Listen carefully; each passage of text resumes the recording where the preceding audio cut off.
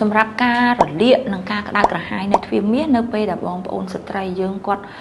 មានបញ្ហាបែបហ្នឹងគាត់ត្រូវគិតថាគាត់មានជំងឺអីគេបដោតទៅលើបងប្អូនយើងគាត់តែនិយាយថាខ្ញុំមានការរលាកនៅនឹងទ្វារមាសយើងត្រូវដឹងថាការរលាកវាអាចនឹងមូលហេតុមកពី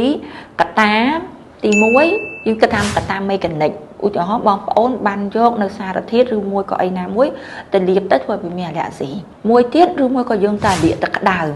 កត្តាមួយទៀតគឺស្ងួតវាមានពេកក៏ធ្វើឲ្យរលាកដែរមួយទៀតគឺកត្តាដោយសារការបង្ករោគដែលការបង្ករោគនោះគឺបង្កដោយពពួកបាក់តេរីប៉ារ៉ាស៊ីតឬមួយក៏ពពួកផ្សិតយើងមកបែងចែកវិញតើភាគច្រើនស្ត្រីដែលរលាកដោយការស្ងាស្ងួតពេកហ្នឹងគឺភាគច្រើនកើតទៅលើបងប្អូនស្ត្រីដែលគាត់អស់រដូវហើយទើបគាត់មានការរលាកទ្វារមាសផ្នែកខាងក្រៅហ្នឹងចំណែកឯបងប្អូនស្ត្រីដែលគាត់មានការរលាកដោយសារពពួកអាឡែហ្ស៊ីឬមួយក៏អីសូមសង្កេតមើលថាតើយើងប្រើប្រាស់ទឹកអនាម័យបានត្រឹមត្រូវដែរអត់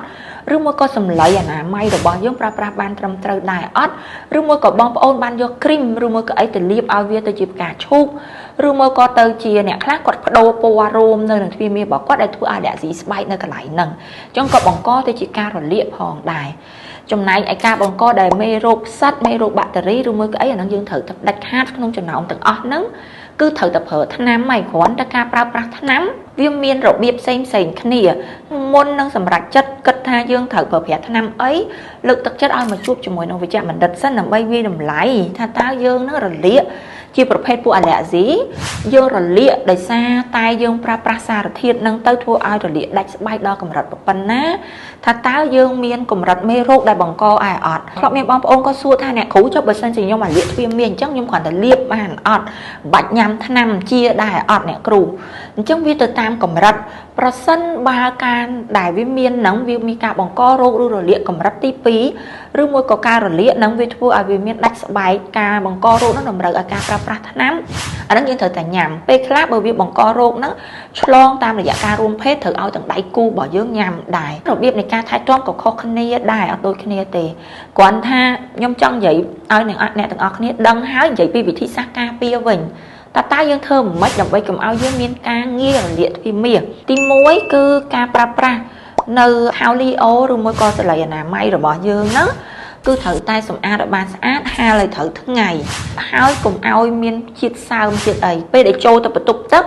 គឺយើងធ្វើមិនត្រូវអនាម័យខ្លួនយើងនៅពេលដែលចូលទៅបន្ទប់ទឹកដោយកុំឲ្យចម្លងមេរោគពីបន្ទប់ទឹកមកខ្លួនយើងដោយការបាញ់អាល់កុលជូតសម្អាតនិងចុចទឹកទៅសិនបន្ទាប់មកក្រោយបត់ជើងតូចគ្រប់ពេលវេលាត្រូវតែលាងជាមួយទឹកផ្ដិតដោយកណ្ដាស់ឬមួយក៏អីដែលអត់មានក្លិនអត់មានជាតិអាល់កុលទេសម្រាប់ការដែលយើងទៅ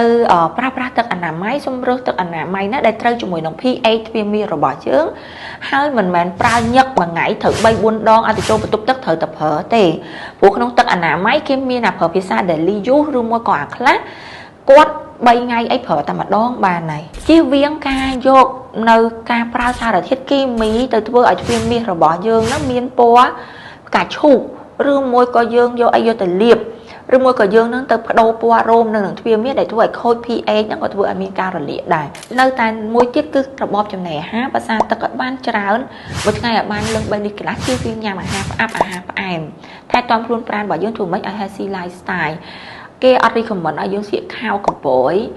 ហប់មួយថ្ងៃវល់ល្ងាចទេខោកប្រួយគេ recommend ឲ្យយើងស្លៀកញឹកពេកទេអញ្ចឹងបើសិនជាយើងស្លៀកខោកប្រួយក៏ជាកត្តាមួយធ្វើឲ្យហប់ទ្វារមាសផងដែរអញ្ចឹងយើងគួរប្រើប្រាស់ខោកប្រួយទុនខ្ញុំសង្ឃឹមថាវីដេអូមួយនេះជាសារដាស់តឿនដល់បងប្អូនស្ត្រីរបស់យើងឲ្យយកចិត្តទុកដាក់ទៅលើសុខភាពនាងអូនដើម្បីអីកុំឲ្យឈឺព្រោះកាលណាយើងឈឺ